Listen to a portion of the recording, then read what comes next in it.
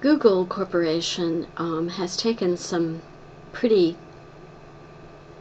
interesting, let's say, steps.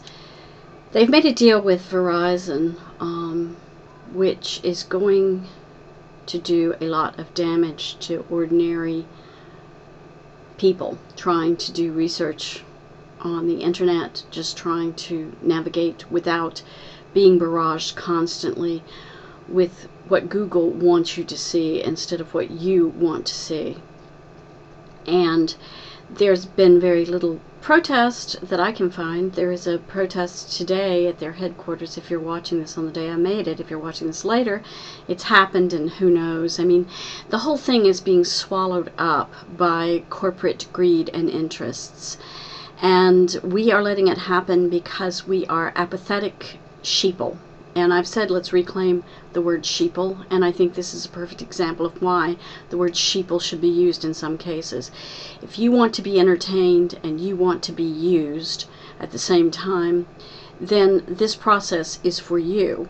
If you want to do some thinking and you want to exchange ideas with other people in real time democratically, then you should be trying to stop big corporations from pursuing their own interests at the expense of yours. And this applies whether you are a conservative or a liberal or any of those little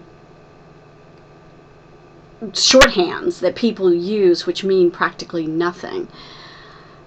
Basically, if we want a democracy, we have got to stop corporations from behaving as if it is a zero-sum game, and as if the most ruthless entity intent on maximizing their money at the expense of other people's freedoms are rewarded. And there's almost no way to do that because they are controlling everything. I mean, they truly control everything right now. There are some search engines besides Google, but they're not very good, and they're harder to use, and they don't return the results. So Google is basically the only research tool in town on the internet, and yet they are behaving in a ruthless Darwinian way, survival of the fittest, and then they are claiming that they are a corporation that does no evil. And it's about time that we woke up. If you are in the San Francisco area, you probably have a little bit of time to make their protest. I don't have high hopes for it. And we can't boycott. How can you boycott Google? You can't.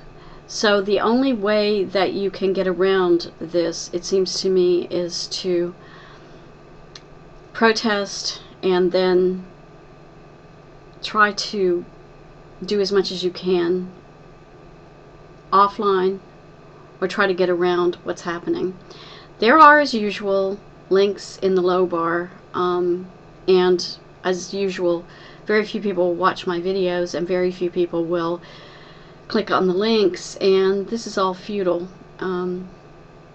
So, I mean, if you want to be an instrument to be sold things to and to be nothing else, then you shouldn't care about this. But if you want to be an independent person who thinks for him or herself, then you should be outraged, and you should be trying to explore avenues and ways to protest and to stop Google and Verizon from usurping